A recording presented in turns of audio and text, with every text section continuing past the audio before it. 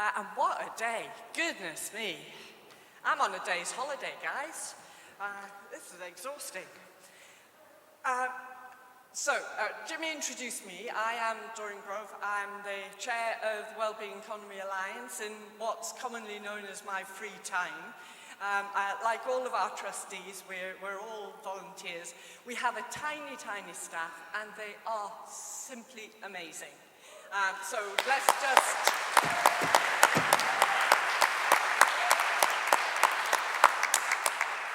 Having pulled together today, one of the things we were really, really keen to do is, having just done it, be simply self-congratulatory.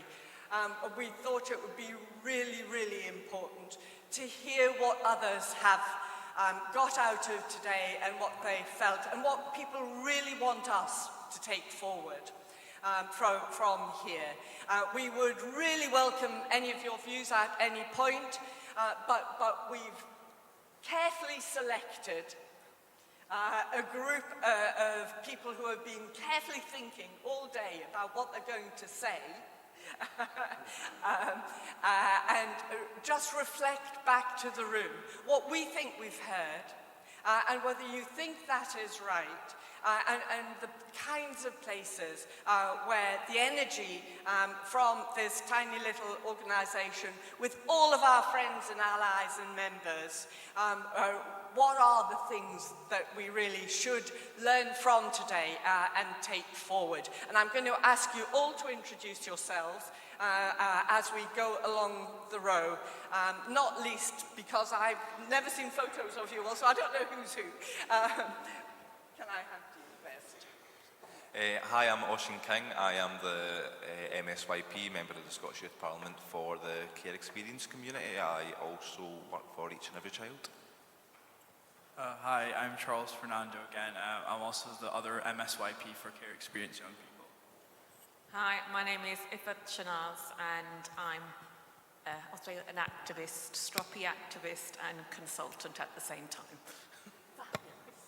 Hi everyone, I'm Avila and I'm the CEO of Community Enterprise in Scotland. We are a group of social enterprises who are working to build a more inclusive economy. So, I'll start with you.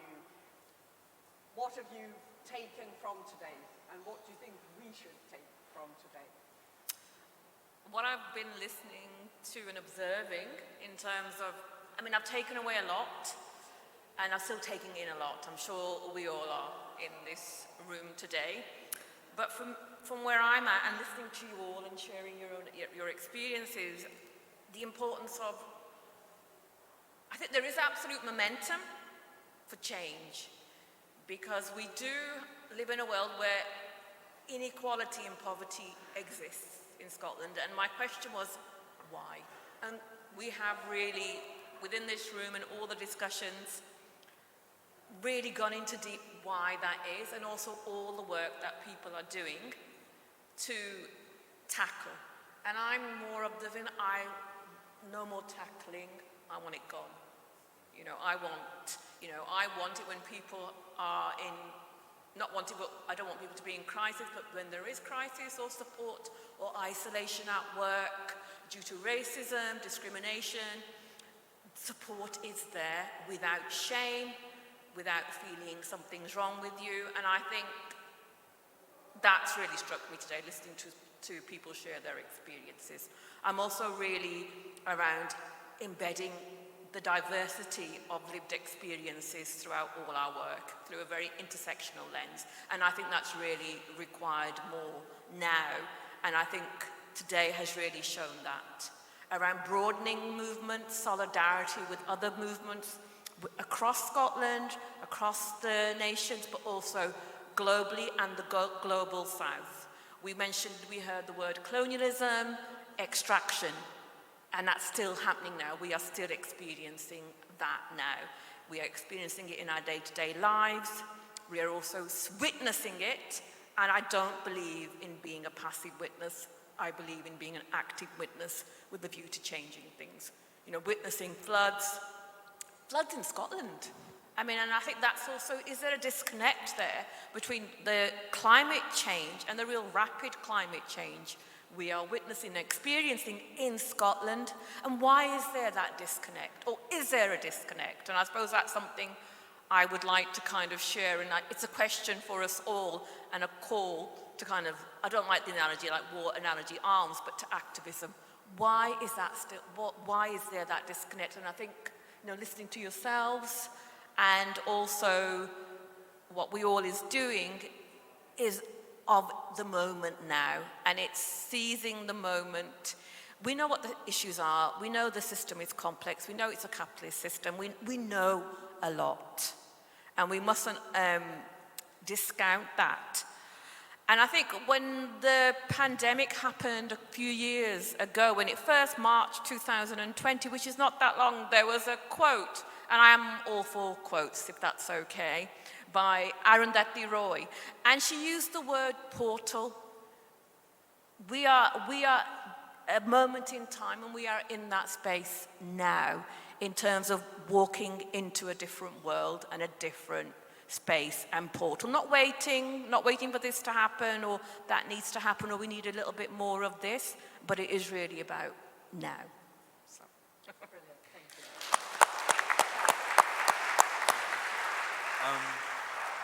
I guess I'll be quite brief, but I just want to thank everyone for this opportunity, especially Jimmy. I think it's so nice that, change makers and all these kind of big people at the top are listening to lived experiences, having young people at the table. I think that does make such a big difference when you're having people, young people who are going through the system, not just care experience, but kind of other issues, and also having quite an intersectional lens to it. So not just looking at maybe how climate change affects, for example, poverty, but also gender and race and all these kind of other intersectionalities in race. And I'm glad that that is being spoken at the table. I've heard it in a few of the discussions. I'm also so grateful to kind of hear all the different perspectives that people are having on things like rural affairs and education and things. You think you know something, and then you kind of hear a different opinion, and it's just so enlightening, and it's such a good space to be in. I think I'll just end it with a quote from my favorite TV show, my speech, sorry, not the whole thing. And it goes when we hit our lowest point, we're open to the greatest change. And I think especially with the cost of living crisis and kind of the dire situation that we're all in, I think that's a kind of good thing to think of. We can really open ourselves to a new reality. So I'll just pass it on to Oisin now.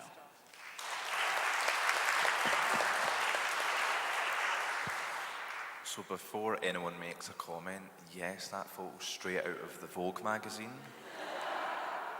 I look stunning in it. Beautiful as well. Yeah, so I totally I came here remembering that, Keynote listener, really need to listen, maybe just shut up for once instead of keep trying to butt in. But then I had too much fun just having the discussion and just speaking to people, meeting new people. So I might just go on just a wee bit of a tangent because I didn't really write much down. But I think I'm biased because I'm a youth. But I think there was a lot of talk about kind of future generations, current generations. I've decided today I don't like the word future generations. I'm going to start calling it current generations. And we were especially talking about it with the Youth Parliament over there just at the breakout session about the importance of kind of building the kind of foundations of policy or structures, but leaving room and leaving that flexibility for future generations, which then will be current generations, to then adapt it and tailor it to their inequalities, which hopefully there are none, but it's not the world we live in. Yeah, and another thing that always gets me is we always talk about policy and stuff, which I'm a bit of a geek for, and it's great and all, but there's a human cost to this, which I think we forget, and I think it's really important to tap into our emotions, and that's actually all right, by the way, to tap into your emotions, and just realise, look at the bigger picture, that this is not just systematic change, culture change, this is people's lives we're changing. So and the fact that we're all still here, my back's breaking from them chairs, they're absolutely agony. I don't know about the rest of yous. But I went with a colleague I have who Denisha and Jimmy know very well as well, James Doherty. He comes out with brilliant quotes. It's pure gospel he speaks. So I'll end with that, and it's a quote from Mother Teresa, funnily enough. And it's, we have forgotten that we belong to each other. Just sit with that and feel that emotion and feel the sense of humanity and togetherness and community. Brilliant. Thank you.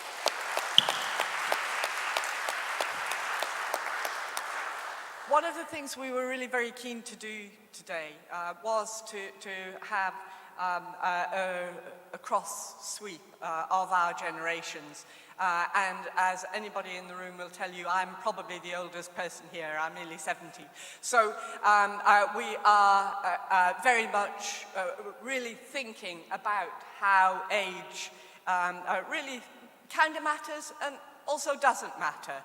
We have a WhatsApp group for WEAll, and this week our one seriously young person on the group didn't know a new social media, and I had to tell her about it.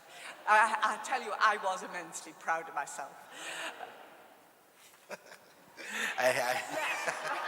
I haven't done anything that impressive all week, I have to say.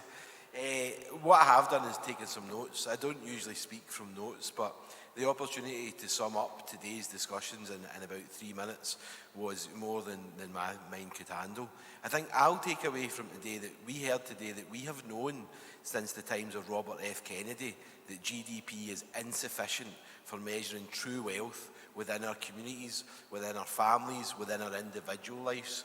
We've heard today that GDP is a measure of financial value only, but also a financial measure which is completely flawed. It doesn't measure the volume or the quality or the value or the efficiency of those financial flows. And most importantly, it's flawed because it lacks the ability to measure the ecological or social value that these financial flows seek to create, or more importantly, the damage that they create to ecological and social value when, and the way that they degrade and exploit those in order to pursue endlessly wealth extraction and wealth consolidation. We've heard today that as a result of that, we are spending increasing amounts of money to be able to ameliorate the effects of that. Money that we don't have because we have a tax system that doesn't capture those financial flows. We are seeking to spend money that we don't have and waste time that we don't have to fix the problems that we've created through our own economic and financial decisions. If I take away anything from today, it will, as always, be how fantastic Miriam is and how well she speaks. But the clarion call she gave out told me a number of important things. We don't have any more time. There isn't any more time. The social inequality that we see is ripping the world apart. We have been in the global north insulated from the true impact of that for quite some years, but we can see in Pakistan and everywhere else that the climate crisis, the resource wars, the ecological collapse that's coming, we don't have any more time. But we also know that here in Scotland, we have a real opportunity and a responsibility. We do have here the emergence of a policy framework and a political environment that seeks to move beyond the ideas of capitalism that were brought together in halls like this and places like this to do something which is more than that. We also can take away from Miriam's talk today that there are real practical steps that we can take. Just because we don't have any more time, just because these problems are complex, we don't have the luxury to sit in despair. There are practical steps that we can take to start reducing inequality and starting to regenerate the social and ecological capital that we need to do. The solutions are clear, even if the problems are complex and wicked. The regeneration of ecological and social capital has to be the driving factor when economic decisions are made. There's no other way to do it. We cannot make financial decisions and hope that well-being rains down from the sky in a trickle-down way. It's not happening. We've tried it. The OECD, the bastions of economic systems already understand that. They know and they say what many people in this room have said a long time before that as well. We also know that we have to go beyond simply having a national performance framework to actually using it properly. We have to use that as being the way that we hold to account all of our national bodies and all of our civil society actors as well.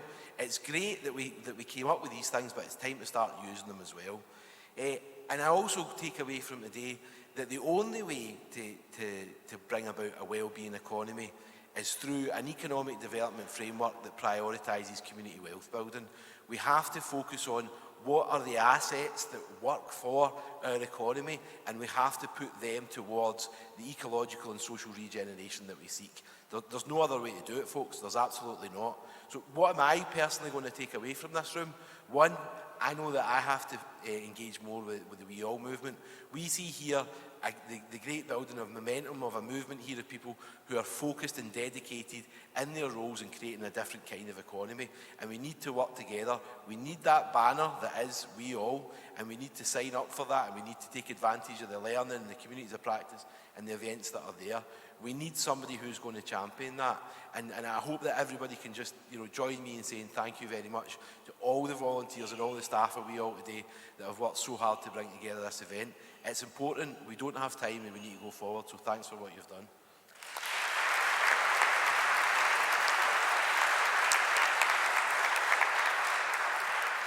Thank you all. That was really, really helpful. I'm not going to say very much more other than to say we all can't do this on our own. We have to work in a collaborative way. The energy in this room is really quite something. WEAll is there as a little bit of glue to help and to bring some of the actors together. But this has to be all of us. It has to be all of us actively thinking with our own networks and in our own ways. And I think I would just like to thank you all for engaging so fantastically during the day. I hope you enjoyed it. I'm not going to wrap, however tempting that might be. I think one of the young people who was on the Citizen Assembly for Climate Change from the Western Isles, she was a 10-year-old, made them all do wild dancing, and the temptation to make you all stand up and do wild dancing is immense. But I think Jimmy would probably shout at me. So I would just like to thank you all very, very much. Please stay connected to us. And please really be part of that change, because we need you all.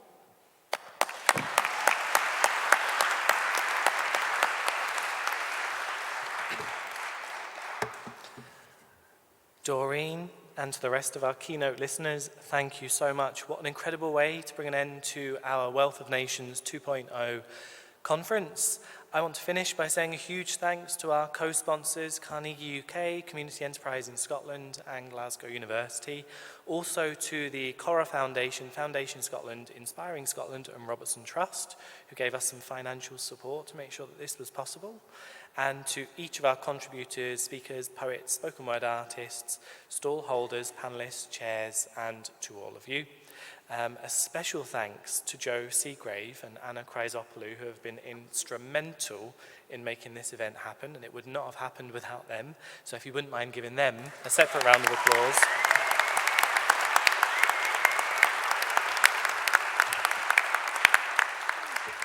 And lastly, just a couple of minutes late, a big thanks to all of you for coming along, for engaging in these discussions, for bringing all of your wisdom, energy and passion, and for sharing your wisdom today. So I hope you have a lovely rest of your day, and I look forward to continuing to stay in touch with you all to see how we can accelerate this move towards a well-being economy. Thank you.